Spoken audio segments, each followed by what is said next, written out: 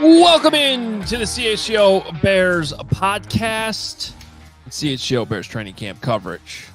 Another recap show is presented by Ray Chevrolet. Shop the freedom to save sales event all month long by visiting Ray Chevrolet in Fox Lake or raychevrolet.com.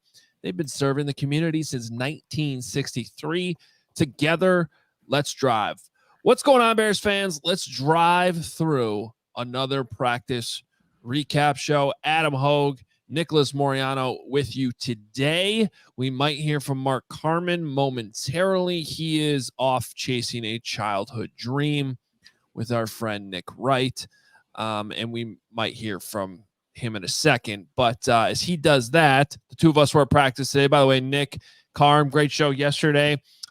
We had a great time at the CHGO Cookout Classic at our golf outing. Thank you for everybody that came out to that. Love seeing some CHGO diehards and fans out there. Had a good day. You guys carried the load with practice. Enjoyed listening to this show on my way back from the golf outing. And Bears got back at it today. Nick, I thought they ramped it up a little bit today. Still no pads. We're going to get those on Friday, but it just seemed like the intensity, the fans were there. It felt a little bit different, felt more like training camp today. And as we always like to do, we jump in with our best and worst. So what was the best and worst things you saw today? Let's start with the best here, Adam. I just liked how some of the defensive players were just making plays on the football. We saw Jack Sanborn almost intercept Caleb Williams on an outbreaking route. He jumped the route that was intended for Gerald Everett. So really good play by Jack Sanborn, filling in for TJ Edwards at the time. And then you saw right at the very end of practice, Jalen Johnson batted a pass that was intended for Colin Johnson at the back right corner in the end zone. He celebrated with the fans. And then Tremaine Edmunds had two plays where he's covering Cole Kmet and just making a play on the football and making it difficult for Caleb Williams to complete pass. So I like the competitiveness from the defensive players. My worst, two of the last three throws, Adam, for Caleb Williams on Tuesday's practice went to Cole Kmet, and they were in the back of the end zone. One was in that 2-minute period where I think it was just a really good coverage by Tremaine Edmunds, really didn't give Cole and Caleb a window to really fit the ball into. But the second one that happened on the opposite side of the field, I had a good vantage point because I was in that end zone. It was a very similar route where Cole wanted a back shoulder, but Cole broke out. Caleb threw the ball in. They kind of looked at each other like there's miscommunication on the play. So, if they can make those tight window throws, things that they can connect on, it's only going to make things a lot more difficult for defenses to defend. But still got to work out some of the kinks as he's trying to figure out the chemistry, Caleb Williams, with all of his different receivers.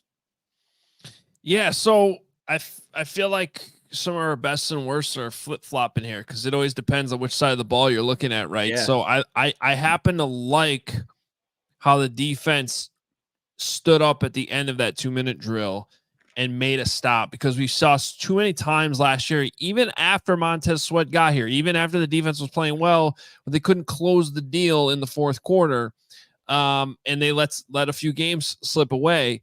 So hearing Eric Washington talk after practice today and saying that those are gut check moments where you got to dig down deep. Communication has to be there. Can't give in. It's a critical situation and you got to find a way to close out the game.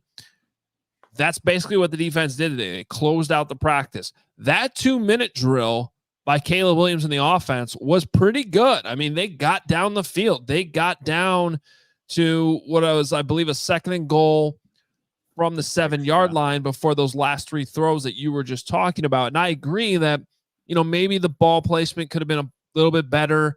I think some of that's communication. Also notable, DJ Moore was not out there for that 2-minute drill, and Keenan Allen was having a vet day today. So those two top targets were not even on the field.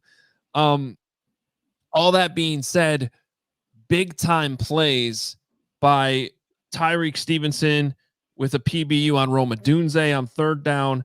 And then, as you just mentioned, Tremaine Edmunds coming up big on Cole Kmet on 4th down to get the stop. So I like that defensive stop. That defensive stand was big, and that was the best thing I saw today.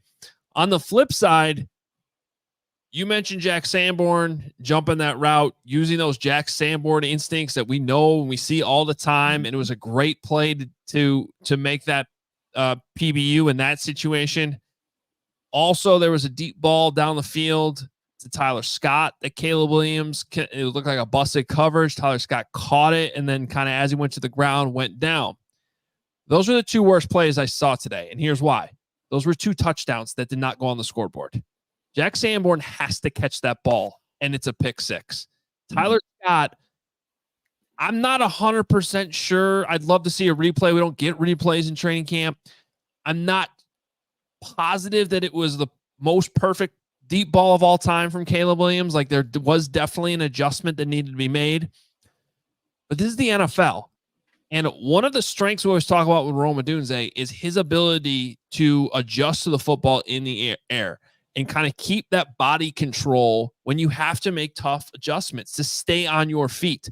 That was a walk-in touchdown if they connect with him staying on his feet. And I just, with really having no way to prove this, it feels like if that's DJ Moore, if that's Keenan Allen, if that's even Rome Odunze, that's probably a touchdown. Whereas one of Rome's strengths there, I feel like, is Tyler Scott's weakness. Tyler Scott's great route runner. He's got great speed. More times than not, he catches the ball. But we saw it in some games last year, too, where it's just the ability to stay on your feet and adjust to the ball in the air. I don't know if that's Tyler Scott's greatest strength at this point. And regardless of who you're going to blame on those 2 plays, if you're the Bears, if you're the coaching staff, you just say, we got to have it. Those are 2 touchdowns. Yeah, and for Tyler Scott, it's like he definitely should keep his feet, but there were times last year where it's like, just catch the ball. So it's like we're making these incremental steps, right? Where he did that part. Now you got to get to the next part, get the yards after the catch, finish the play. Yes, I would like to see a replay on that one. It looked like Tyler had to extend his hands out a little bit to go get it, but hey, you're an NFL wide receiver. You get paid to stay in bounds, make the big plays, and did make the reception explosive gain against Tyrique Stevenson, but could he have gotten more? Probably. In general, though, I thought, and by the way, if I sound like I'm being tough on those 2 plays, I mean, that's the standard you got to have. I feel like, I mean, you got to, the easy play is, I'm not even saying it's easy. It's great to have the PBU. It's great to have Jack Sanborn get in the way of the pass and knock it down. It's great to have a busted coverage and get downfield and complete the pass. It was a deep ball downfield, but that next level is those should be walk-in touchdowns. And that's what Super Bowl contenders do. So I think the Bears are working towards that. And I think it's cool that we can kind of hold these guys to higher standards, because this gets back to some of the positive stuff. I'm seeing what I feel like are a well-oiled practice on both sides of the ball right now. Like, we are not seeing a lot of false starts, a lot of busted plays, a lot of flags, a lot of just, practices. We've seen disjointed practices all the time at House Hall. And I am very encouraged by that not being what we're seeing right now. I thought they ramped it up today. Eric Washington talked about that a little bit after practice. Even though they're not in pads, they kind of let them go a little bit more in the pass rush. We saw a few both offense winning, defense winning pass rushes where it felt, even without the pads popping, a little bit more real. I mean, Nate Davis stood up Gervon Dexter at one point, and it was like, oh, that was real. And on the flip side, Darnell Wright got beat pretty bad on another one by Jacob Martin. Who right underneath. Yeah, and like that was like those are the 1 or 2 O-line, D-line matchups per practice when the pads aren't on that you can say that actually translates to Sunday, and that actually was a clean win. Yeah. I still, to speak to like the cleanliness of practice, it also feels like there's not a lot of downtime. Like, you're going between team period to team period on the ball. That hits principle that Eberflus preaches. It doesn't seem like there's a lot of in-between time. So when they're going and doing their drills in each period, there's a sense of urgency as they're kind of doing things. And like you said, it was interesting when I was watching Caleb, there were a couple times where he's getting the play call from Shane and he just has his hand on his helmet. And I think there was like 2 or 3 reps where it just seemed like it took a little bit longer. And I don't know if there was a miscommunication thing in the helmet or what was going on there, but for the most part, you're not seeing the pre-snap penalties. I think there was, like you said, maybe 1 And there's only been at least one in a practice, not multiple, where we've seen in like early on in OTAs. So that is a good thing in terms of the operation, because again, a different starting center in this practice than there was in Monday's practice. You had Coleman Shelton, the guy. Yesterday was Ryan Bates. So you keep alternating the starting centers as they kind of go in between these training camp practices. Yeah, and that's apparently going to continue for the foreseeable future. And when it stops, we'll probably have a better idea of who the center is. But I would imagine that ends up getting decided in some preseason games, and certainly when the pads at least go on, which, by the way, now triple confirmed will be Friday. I know there's been some confusion out there. Johns and I were laughing about this yesterday on Hoge and Johns. It's like a annual tradition that for some reason we can't get the first padded practice straight.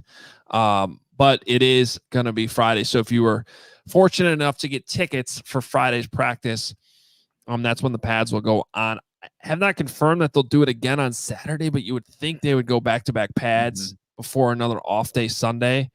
And tomorrow is their first off day at camp. Come back Thursday with a non-padded practice. Pads Friday, pads Saturday, off again Sunday. That seems to make a lot of sense.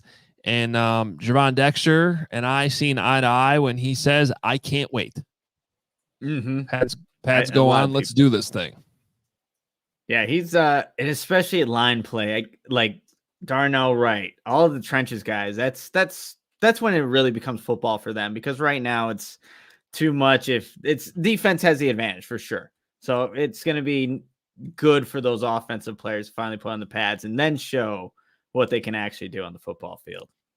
And just talking about the ambiance a little bit, I don't know how you feel, Nick, but I certainly, when there's fans there, like that long walk up we have, downfield drive, walking up to the building, like you feel some of the goosebumps a little bit. Like it's like, okay, it feels like there's a real energy here, like we're ready to go. And we just have not felt that before today. So while today we're still not technically to the open practices to the public where they had tickets available, the Bears do have a bunch of community days, and one of them was today with a lot of fans and teams from local flag football teams and things like that. We saw a lot of kids out there today, which was cool. A lot of young football players. So maybe not quite the highest of the energy we'll get when Greg Braggs and his people arrive on Friday. People are buying beers, Yeah. We're ramping up. We're leveling up, as Eberflus likes to say, for sure. And then once that happens, I believe Thursday too, they are allowed to go longer in practice. So now I think they're limited to 2 hours, and they're using like the first almost half hour of that to be like walkthrough time right now. And then I think it's Thursday's practice is when by the CBA they're allowed to go longer in practice, because we've seen now each of the last 2 days they've actually had to cut right at the end of the period because of time. They're restricted a certain amount of time. They can't break the rules. And so Tyson Bagent's 2-minute drill that actually got cut off at the end, and they were actually moving down towards the end zone.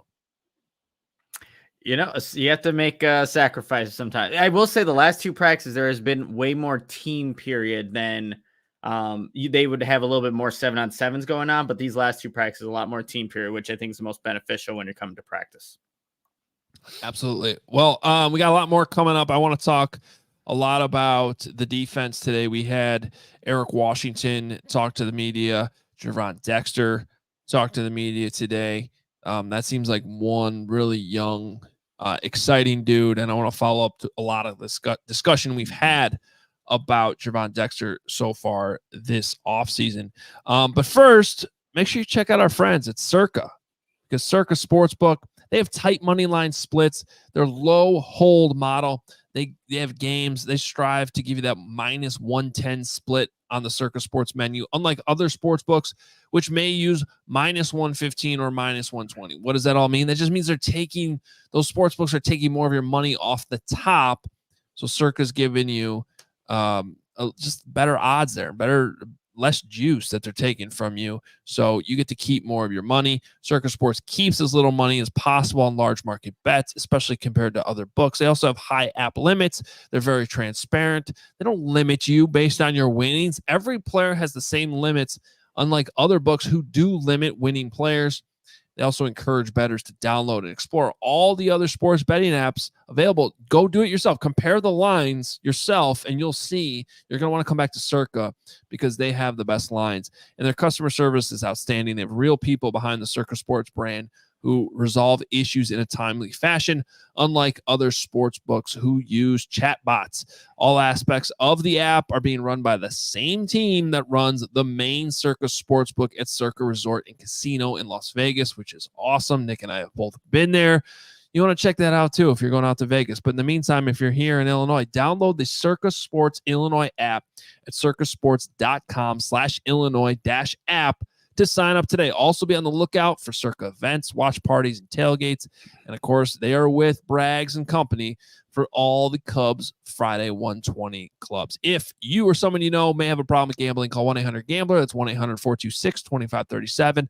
Or text GAMB to 833-234. Or visit areyoureallywinning.com. I love Circa Sports, and I also love Factor meal kits. Warmer, sunnier days are calling you guys, and feel it for them with Factor's no prep, no mess meals. Meet your wellness goals in time for summer thanks to the menu of chef-crafted meals with options like Calorie Smart, Protein Plus, and Keto. Factor's fresh, never frozen meals are dietitian approved and ready to eat in just 2 minutes. So no matter how busy you are, you'll always have time to get nutritious, great tasting meals. And look, with 35 different meals and more than 60 add-ons to choose from every week, you'll always have new flavors to explore. You can crush your wellness goals this July with dietitian-approved meals and ingredients that you can trust. They're perfect for training camp when we're coming over here, covering practice, and then you need to heat something up quick because we have to get to press conferences.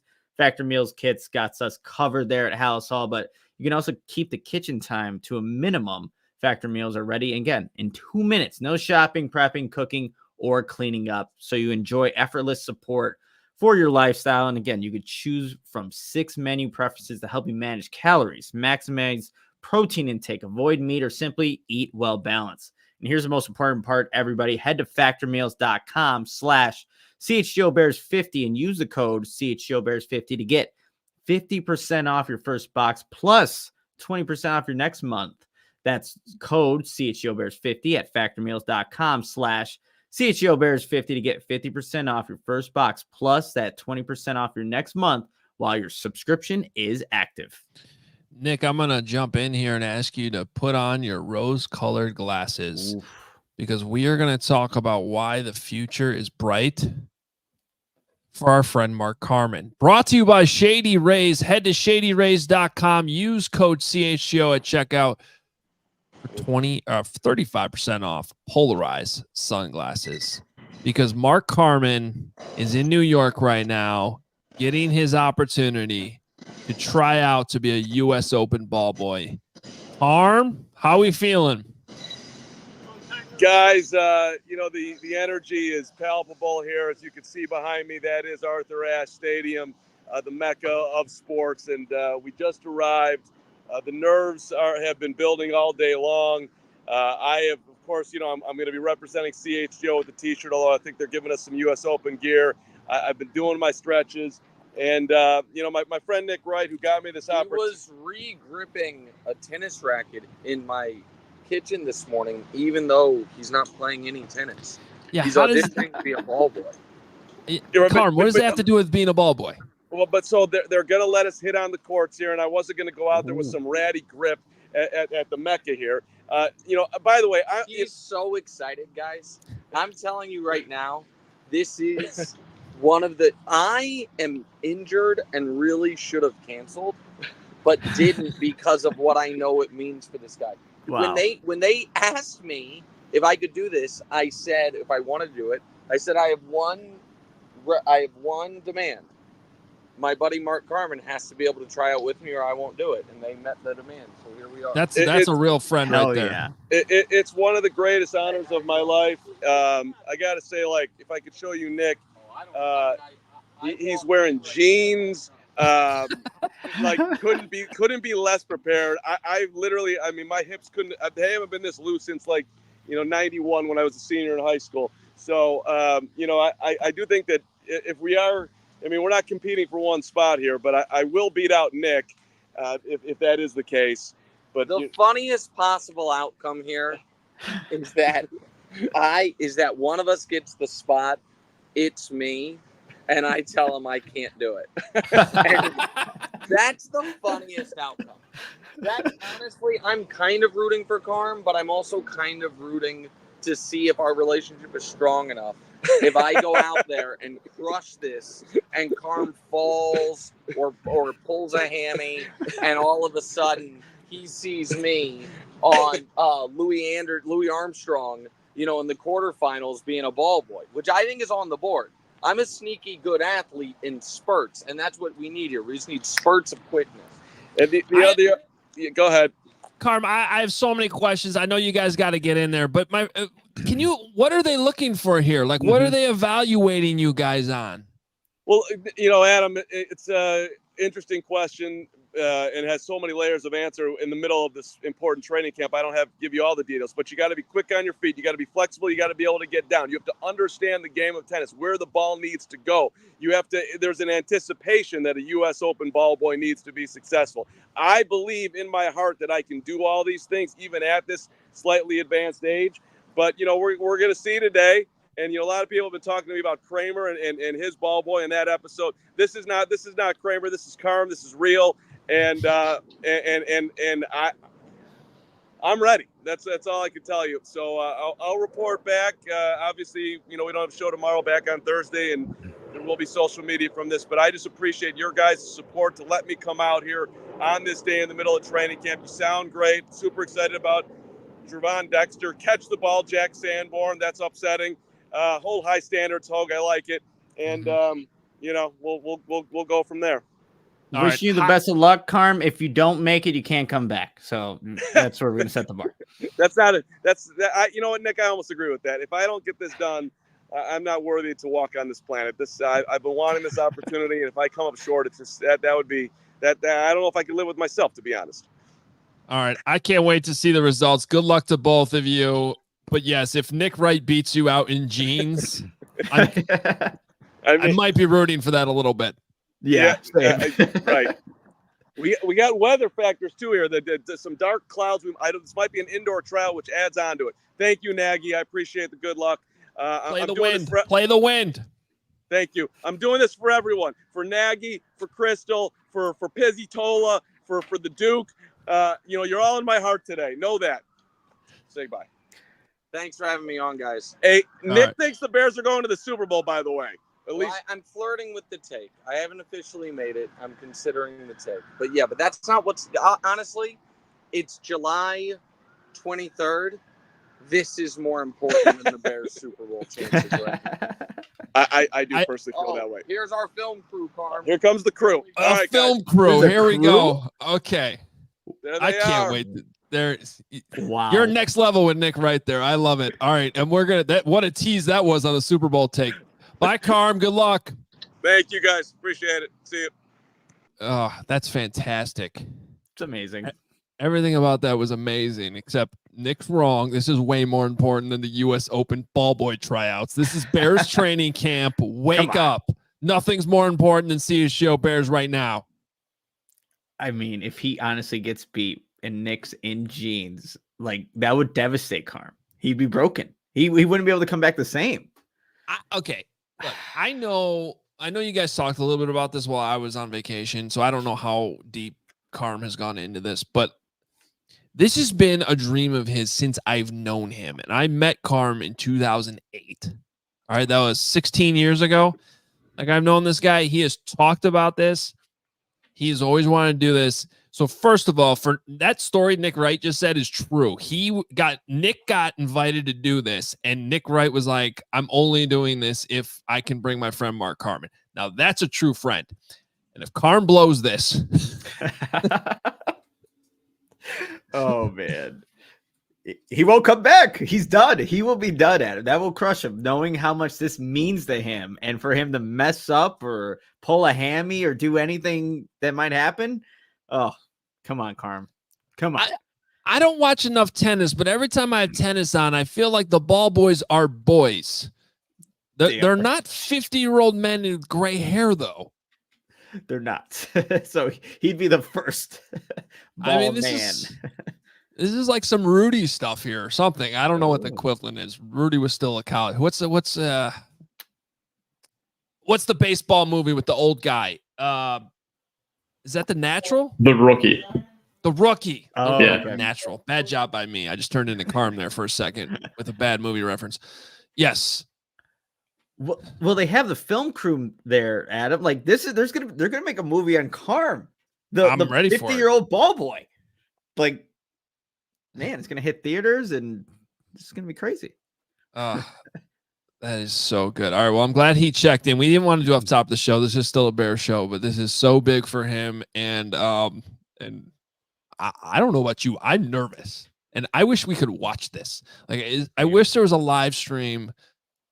Again, I don't know what kind of drills they put these ball boys through. He's gonna be so competitive too. Like he's gonna sweat. He's gonna get down and roll the ball perfectly and probably swear if it's not perfectly placed. Like I wish this being televised somewhere because it would be great entertainment. That's so good. All right. Well, so the future is bright. Shady Rays for Carm as a ball boy.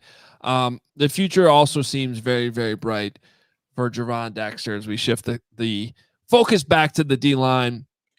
And I have to say this, like, speaking of focus, I did that by accident, but that was what Eric Washington, the Bears defensive coordinator, was talking about today. It's just how it's very unusual to have a second-year player with as much focus. He said the level of focus that he has as a second-year player is pretty uncommon. And then you hear Gervon talk, and look, we had him on the show.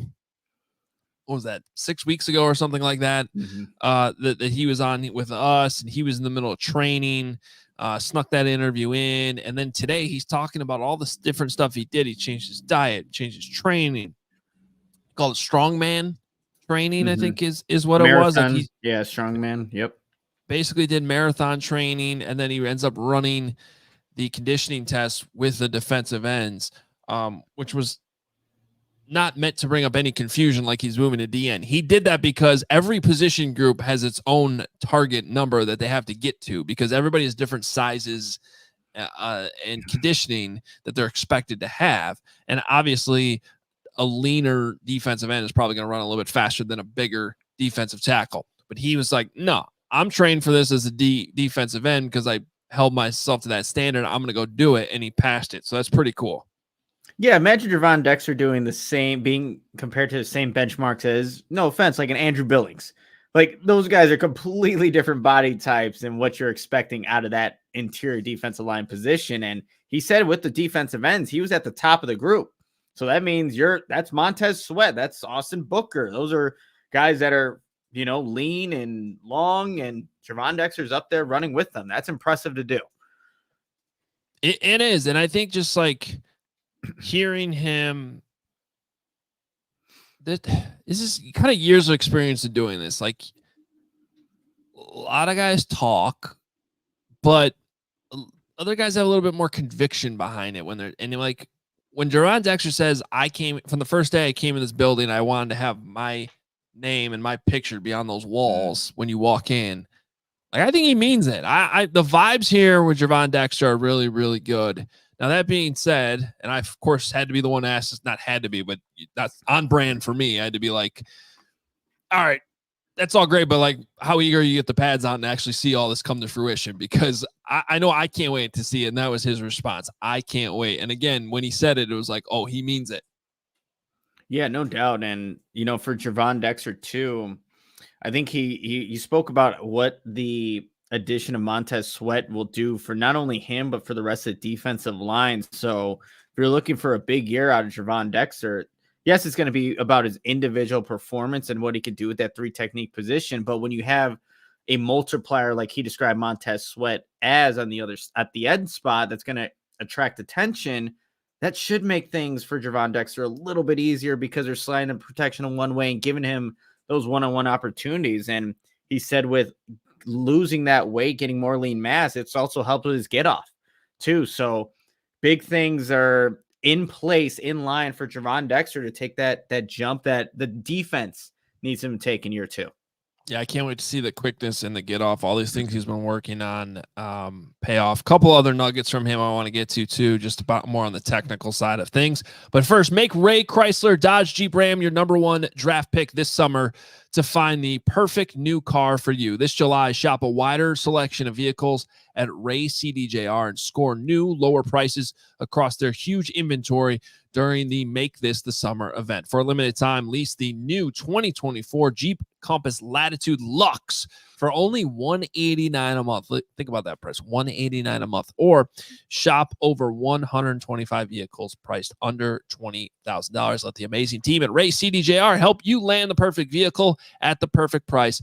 Because with Ray's Price Promise, the numbers you're hearing now are the same prices you can expect to shop in-store and online. That's because Ray's Price Promise means no price changing, no add-ons, and no hidden fees. Since they prioritize affordability for their customers, hurry into Ray CDJR today. Shop one of Chicagoland's largest inventories, then drive home with more money in your pocket than you'd expect. So if you're in the market for a new vehicle, you have to check out the team at Ray Chrysler Dodge Jeep Ram because they're the only team we recommend. Visit them today on Route 12 in Fox Lake. For more information, visit Ray CDJR in Fox Lake or raycdjr.com, serving the community since 1963. So, guys, after years of fine print contracts and getting ripped off by overpriced wireless providers, if we've learned anything, it's that there's always a catch with those types of companies. So when I heard that for a limited time, all Mint Mobile wireless plans are $15 a month when you purchase a 3-month plan, I thought as naturally, like, what's the catch? But after talking to them, it all made sense. There isn't one. Mint Mobile's secret sauce is that they sell wireless service online. They don't have retail stores or salespeople. Instead, they deliver premium phone plans directly to you. And it's exactly why I made the switch from my old wireless provider and went with Mint Mobile. So I said bye-bye to overpriced wireless plans, jaw-dropping monthly bills, and unexpected overages. Mint Mobile is here to rescue you with premium wireless plans starting at, again, $15 a month. All plans come with high-speed data and unlimited talk and text delivered on the nation's largest 5G network. And you use your own phone with any Mint Mobile plan and bring your phone number along with all your existing contacts. So you can, again, ditch overpriced wireless with Mint Mobile's limited time deal and get 3 months of premium wireless service for $15 a month. To get this new customer offer and your new 3-month unlimited wireless plan for just $15 a month, go to mintmobile.com/CHGO. That's mintmobile.com/CHGO. Cut your wireless bill to $15 a month at mintmobile.com/CHGO. $45 upfront payment required, equivalent to $15 a month. New customers on first 3-month plan only. Speed slower above 40 gigabytes on unlimited plans. Additional taxes, fees, and restrictions apply. See Mint Mobile for details.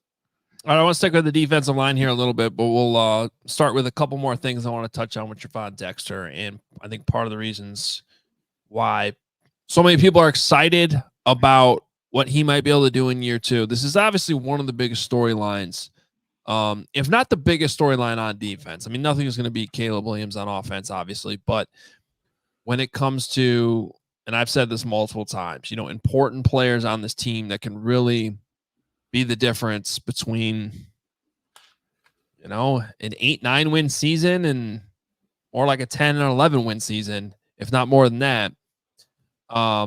Getting that 3 technique going and Gervon Dexter being that guy would be huge. So why should you believe? It's a good question. I mean, it's a guy who had to go through a transition last year, played in a different scheme. The Bears, in college, and the Bears really kind of went out on a limb here to be like, this is the dude we can transform into a 3 technique. I want to bring a couple of these answers to the table that he had today. So he was asked, with all these changes he's made that we just talked about early on in the show, the diet, the way he's conditioning his body, and he says he feels differently. He cut out late night snacks. What did he say he would have before bedtime sometime? Like honey buns. No more honey buns. No more honey buns. Eat a though. Jason Leisure apple instead before bed. So he was asked, okay, all these things, how's it going to help you play 3 technique? And he said, it's a lot different. Being leaner helps me get off the ball faster. Being leaner helps me penetrate faster. So a lot of those things that now the 3 technique role, I can do a little easier because my body is allowing me to do it. So you sort of have the physical side of that there where he feels more capable in his body to do that. There's also the mental side of it, right? Okay, so then he said the knowledge, just the knowledge he has will help him be better. So he said, last year I would win some of my one-on-ones just because of my athletic ability. Now I'm going to be able to win because I know when I'm getting the slide protection to him, and I know when I'm getting the turn protection. So now I'm able to use my athletic ability as well as my knowledge for the game. So putting those 2 together is going to allow me to win.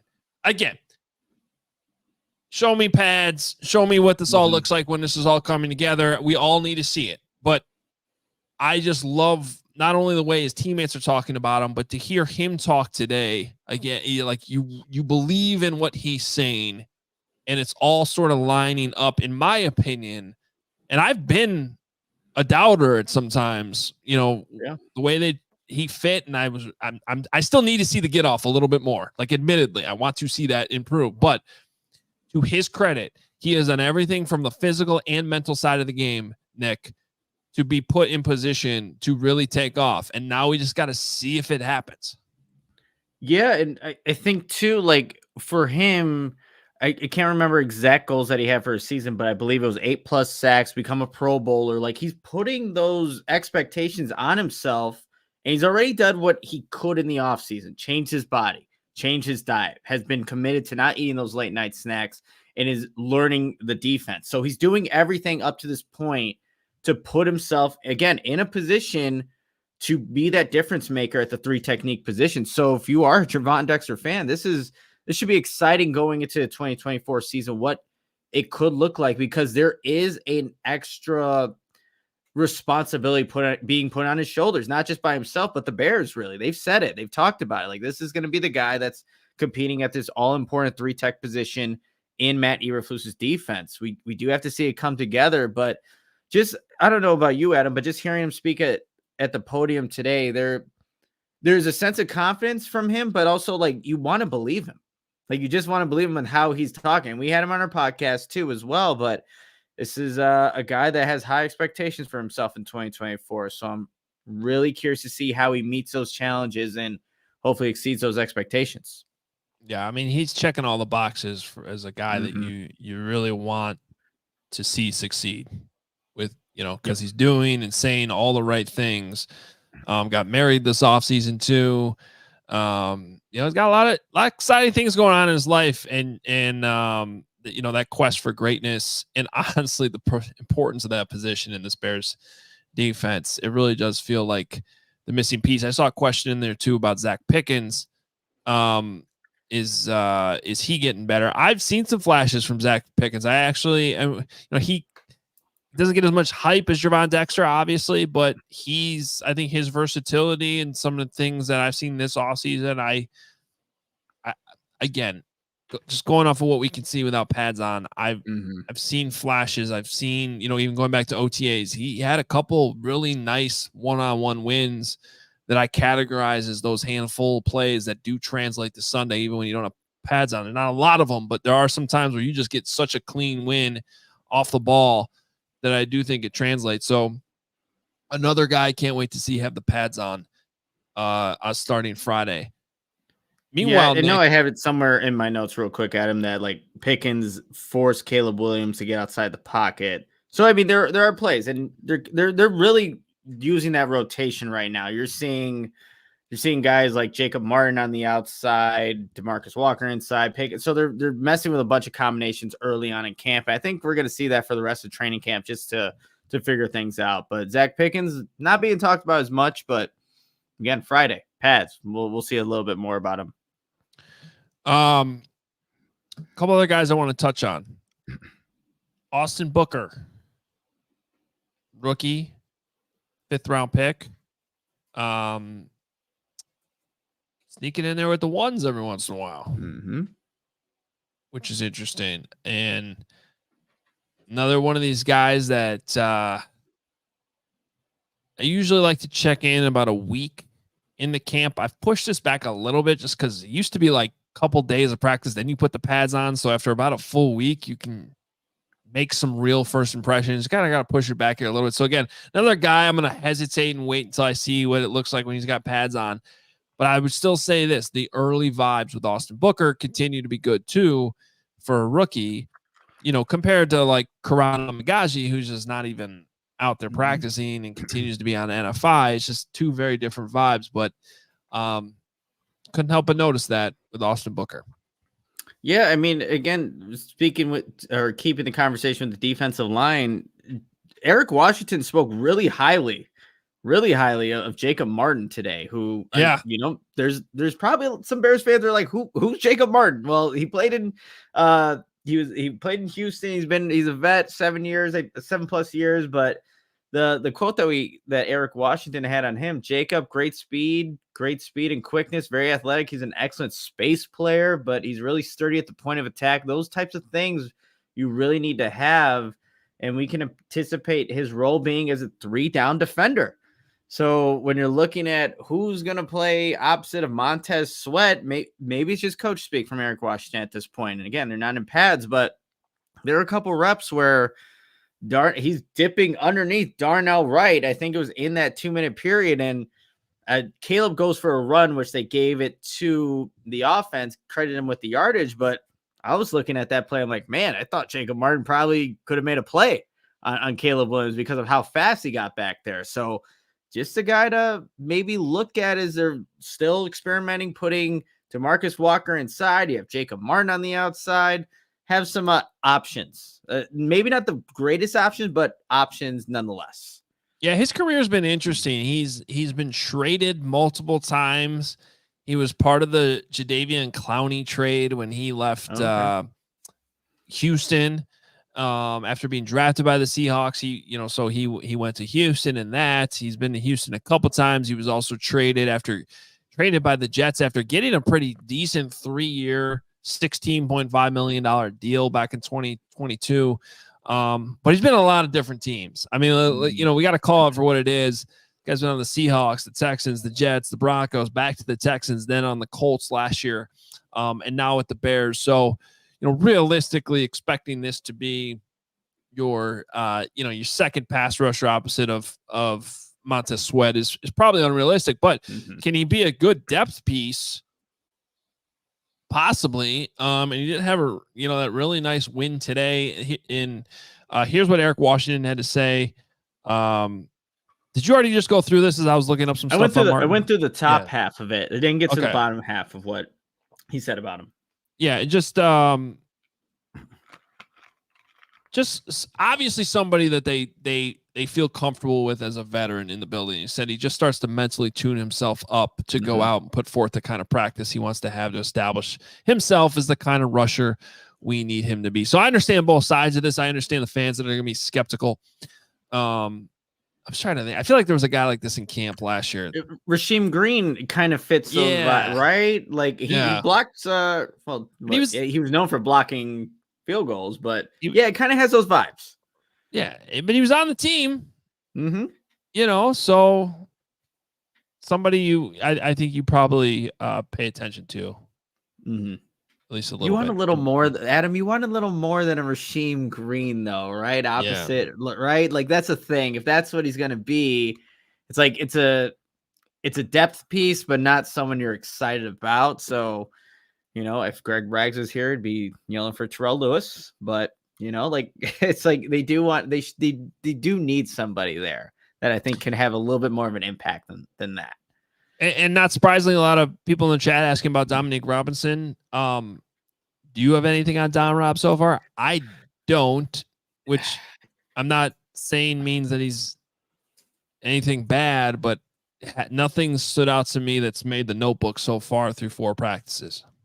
The only thing I have, which I thought was a little interesting with Dom Rob, was him lining up inside just on a few reps. And of course, with all the notes, I don't know exactly who was out there on the field, but okay, here it is. We had Jacob Martin at one end, Montez Sweat on the other, Dom Robb, and then Zach Pickens. So no Gervon Dexter in on that play, but I don't know. Mark and I were talking about it with Dominique Robinson. We were talking about his physical makeup, and he's always been a big muscular dude, but to play inside, I wonder where his weight is at and just how the Bears are kind of experimenting with a guy like that is still very new at the position.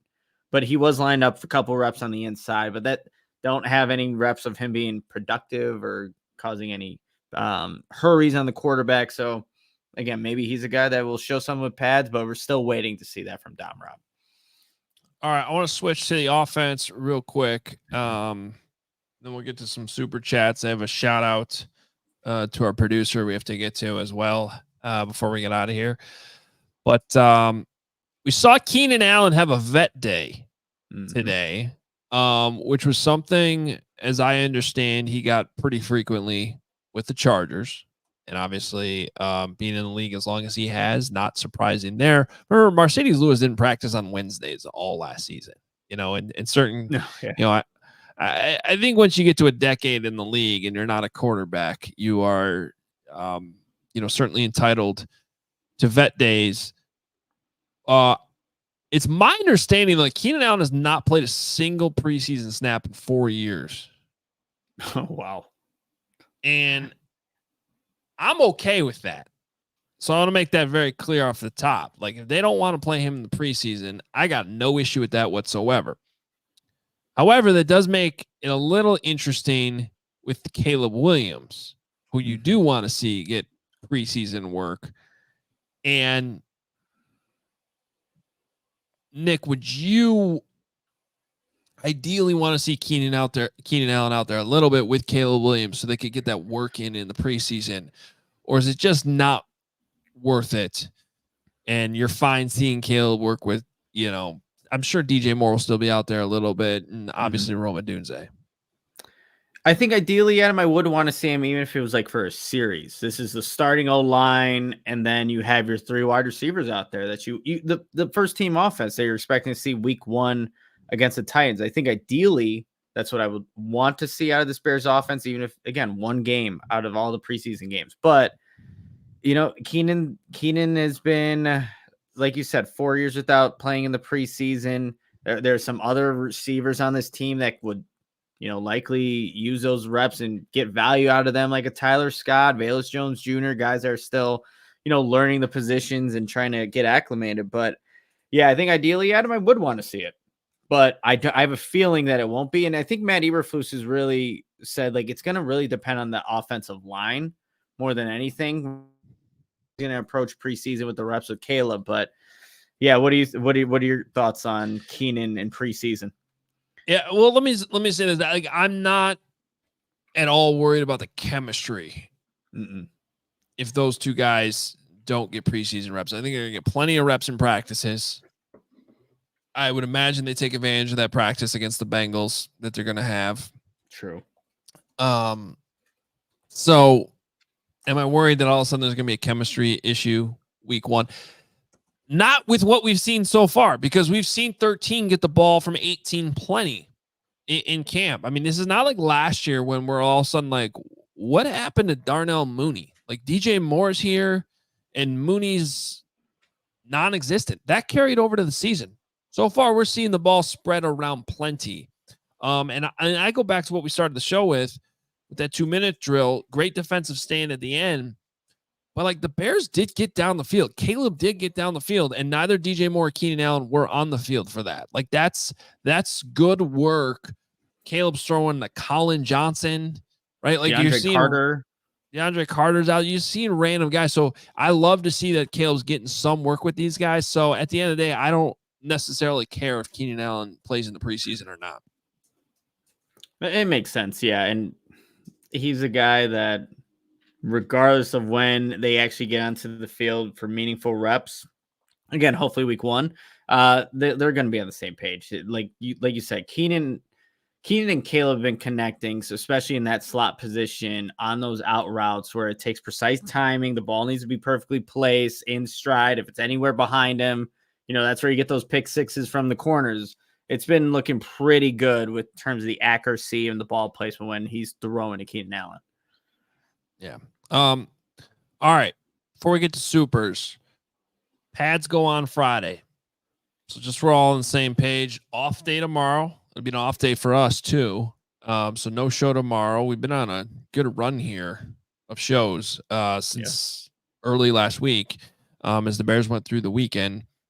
So we'll be off tomorrow, matching the Bears schedule. Back Thursday. That'll be a non-padded practice, and then the pads go on Friday. What are you most looking forward to seeing when the pads go on? Two things for you, Adam. I'm really looking forward to seeing these tackles, Darnell Wright, Braxton Jones, go up against guys like Montez Sweat, Jacob Martin, DeMarcus Walker, just in a more fair setting for them, because it has been no pads where the defense has the edge. So I'm really looking forward to seeing how that plays out. And then, like, with the running backs having to block some of these linebackers, the running backs are going to utilize a different blocking technique this season with Chad Morton as their running backs coach. So I'm really curious to see how that all plays out. Maybe a little on the nerdier side of things, but just wanting to see how they block guys like Tremaine Edmunds, TJ Edwards, Jack Sanborn, using this new technique that Chad Morton's bringing from Seattle to Chicago. So two things that I'll be watching for on Friday when the pads officially come on. So, yeah, I mean, I think we've spent enough time talking about Gervon Dexter. That's kind of like the obvious one to me. And then Darnell Wright, in his second year, how does he fare with the pads? You guys kind of already know all that. I'm going to go back to the quarterback. Okay. We saw the pass rush ramp up a little bit more today, and I thought they still passed the test in terms of getting the ball out on time and moving effectively. It wasn't completely clean. But when these pads go on, these team sessions, these 11-on-11, they're going to get heated a little bit more, and there's going to be some guys that come free. And all these good things we've been saying about the cadences and lack of pre-snap penalties, all these good things. Does it look any different when the pass rush is coming with the pads on? And that'll be a good test for the offensive line to try to keep it all clean. And we'll see, maybe those cadences that they've been working on will help, right? Maybe they're able to be a little bit more advanced, and they can keep the defense on the heels a little bit more. So that'll be interesting. And then the other is, I feel like we haven't seen a ton of one-on-ones with the wide receivers and corners so far. Nope. So, we're going to have to split up and maybe switch days, because usually while the O-line, D-line are going one-on-one over here, you're getting your one-on-ones with the DBs and the wide receivers at the same time. But those are going to be fun to watch. I think they're going to be physical, and especially with Caleb throwing the ball, it's going to, I just can't wait to see that part. Yeah, I'm really looking forward to, we haven't seen a jump ball opportunity of Rome Odunze yet. So those one-on-one opportunities where they have to fight for the football, I just want to see that specific type of play with your number 10 overall pick and seeing how he can go up and get the football. That would be fun to watch. Also, really quickly going back to the cadence, I want to see Caleb get this defense to jump off sides and kind of, the Rodgers, what Rodgers would do all the time. That's how you know that you're really getting the cadence down. And you're mastering it, not just becoming better at it, but, learning to master and know how to, use your voice as a weapon. We've seen it become better, but that's also going to be something to watch out for too. That reminds me, because I forgot to write it down. It was right at the end of practice. Shout out to Tyson Bagent, because he did get a free play on when the twos got out there for the 2-minute drill. He did manage to get the defense to jump off. They got a free play, and he hit Velus Jones downfield to kind of get inside the 10. And then that's when they kind of ran out of time in the end of that period. So we never got to see if the twos were going to get into the end zone or not. But we did see a little bit of that. And I agree, because obviously, they won a football game off that last year. Yep. It matters, and that was one area where Justin Fields was getting better and was taking advantage of it, and we like to see that a little bit more from 18 as well. And one last quick thing from as I empty out my notebook, Nick, I feel like the one position that I say this every year, it's almost impossible to evaluate in these training camp practices, especially when there's no pads on, and that's the running back position. Mm-hmm. I gotta say, for that being the baseline and the norm, DeAndre Swift is making an impact. And there have been, it seems like almost every day, some type of screen or short throw to him that he takes off. And there was one today that I'm pretty sure with the convoy he had would have been a touchdown on Sunday. And they certainly all celebrated it like that. And then two, quick shout out to Khalil Herbert, because he's had some nice runs mixed in there too. Mm-hmm. I know everybody gets excited when the fans are there and they run all the way to the end zone. You're like, that might have actually only been a 3-yard gain if they were tackling. But I do think that there's been some good runs from these running backs, whether it be out of the backfield catching the ball or just straight up runs, that I've been encouraged by so far. Yeah, I think DeAndre Swift makes you question, like, oh, would he have actually been tackled there? Because he is shifty and he does have that burst when he gets in the open field. So I'm glad you brought that up. And I was actually talking to Alex Shapiro about Khalil Herbert. So he's going to make it difficult, regardless of how the Bears value him or see him, that you're not just going to, you can't just get off of Khalil Herbert by any means, because he is making some runs. He is looking good. He's catching the football, I think, better than he was last season. So yeah, he's going to make it interesting. And I think, if they end up keeping all three of those backs, Roshan, DeAndre, and Khalil, you have a good trio of running backs to go into the 2024 season with. Little light on the super chats today, but we knew that we could count on Crystal. Always coming through. 199. She says, I got you. Happy Tuesday, boys. Bear down. Love you guys. We love you right back. Crystal, appreciate the super today. And then sometimes there's just a comment that we have to highlight because it's so good. And that is our guy, Eric Bochanton, who says they will make a movie about Carm and he would not hear about it or see it. That's hilarious. Great comment, Eric. It's a great comment. But if there is one thing we know about Carm, is if it's about Carm, he's not going to miss it. So that He'll would put it in the Slack channel. He'll put it in the Slack channel. That will make the Slack channel. That's amazing. Same thing today. Same thing today, although technically he's off, so I'll give him a break for it. But same thing. It was like nothing from Carm, nothing from Carm, nothing. Hey guys, I can come on if you want me to. I'm with Nick right outside the U.S. Open Stadium in New York. Did not surprise me to see that at all. Golf outing yesterday. The winners. Ooh. Look at that guy. I did it. Nicholas. Yeah. But I got to be honest, I was not my best day, and I did get backpacked across the finish line. Wow. Two of the people in my scramble, actually, JV and Zach, were actually just now at a CDGA event, and they just qualified for the championship. Okay. So that is why I won yesterday. All right. So they went 7 under today. Yeah. Yeah. And my third member, Donald, was a collegiate golfer at Benedictine. Oh, wow. You guys went in loaded with talent. Yeah. Anything other than first would have been a disappointment for sure. Yeah. That's How okay. you feel about that, Adam? How you feel about that? No. You guys were what? 11 under? Yeah. With all that talent? But I mean, honestly, not any of our best days. We called it our C+ effort. Yeah, because I was trying to think back to last fall, the kickoff classic. I want to say that weren't the winners like around 20 under or something like that? Or was it 18? I think it was 18. We were one stroke off the win last year. Okay. And actually, we do have that event coming back up August 23rd. There it is. Same course, Cog Hill. You could run it back. You could try to take us down this time. I'm excited for it. I've already started my re-recruitment of the same team. Then why is nobody recruiting me? What's going on here? It's not good. August 23rd. If you missed yesterday's event, come out Cog Hill. We did this last year right before football season started. It's a lot of fun. Get your foursome. Go to allchgo.com/events. sign up your foursome, or you can sign up as a single. We had a single yesterday. Shout out to Spencer, who ended up in my group. Guys piping drives right down the middle the entire day. It was fantastic. My drives suck. I'm pretty good at approach shots, so we made a decent team. And then every once in a while, our guy Kevin Kadick would, make a putt.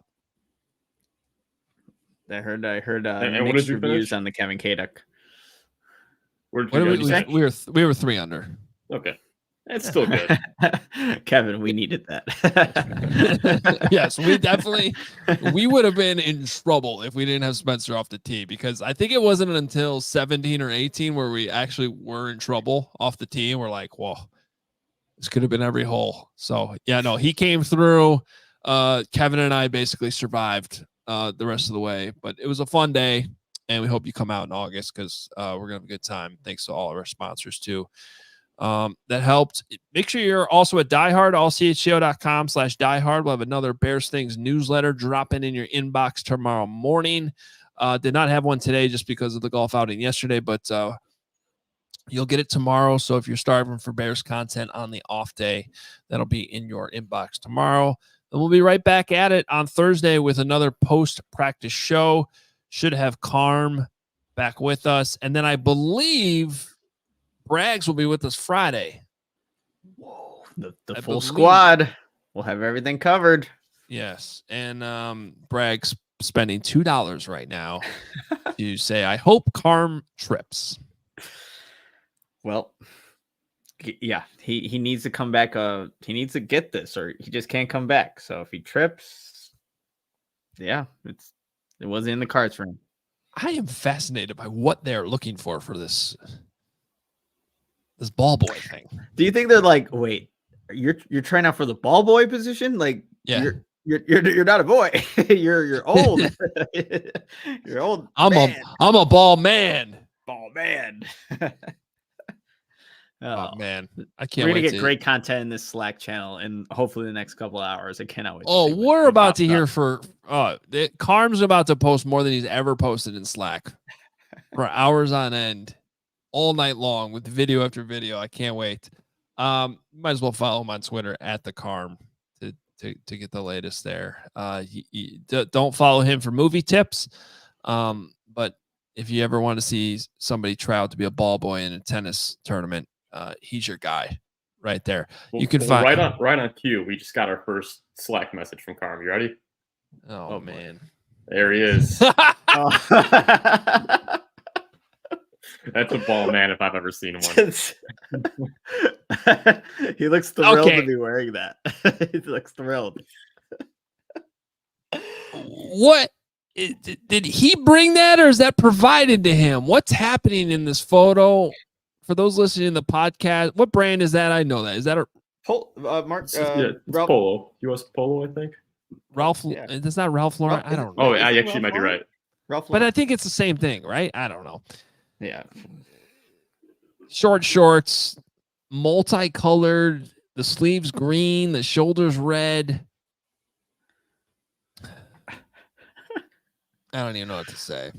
I mean, he's ready. He is ready to bend down and to roll the ball or bounce it perfectly. Like, it's a determined look right there. Power look with double thumbs up. Double thumbs up. He's got to be so nervous. Has to be. I mean, I'm nervous for the last decade. Yeah. Yeah. All right. And you know what? Whatever Eric Beauchamp, whatever child loses their spot because of 50-year-old Mark Carman getting it, they'll be fine. Carm's been waiting for this his whole life. He deserves this opportunity. And if he comes through today and seizes it, he should get the spot. Also, if you miss any shows at the end of August because you're at the U.S. Open and you're missing any preseason games, you're fired. I was about to say, like, if he gets it, what's he's gonna miss time here? It's like, all right, Mark, playing a dangerous game. This is like his Jonathan Owens moment. He's got to go to the Olympics to be with his wife. If Carr makes the U.S. Open as a ball boy, we're gonna have to give him the time off to realize, the dream. Maybe I have to take some time off to support him. I don't know. Make a CHGO trip out of it. We can vlog it and I'm good. Maybe it's a little much. Yeah, never mind. Yeah, I'll backtrack that statement. I'll be full football by then if I'm not already. All right. Thanks for everybody watching today. It was a good show, fun practice today. One thing we didn't get to, I don't know how much detail we can really go into it, but the kickoff stuff was interesting again today. They did a lot of the new kickoff stuff, and so maybe we'll discuss that a little bit further on Thursday when we're back. We're gonna go enjoy an off day, kind of recharge for the weekend. Big weekend with the pads going on. So appreciate you being here. I know the schedule's a little all over the place during training camp, but it's a fun time. It's an exciting time for your Chicago Bears. Go sign up to be a diehard. In the meantime, you will get that newsletter in your inbox tomorrow as well as all our great content. Nick's got you covered with his Moreano Minute coming up shortly. And, of course, you can read him at allchgo.com. We're off for a day. Talk to you on Thursday. We all silly like the mayor.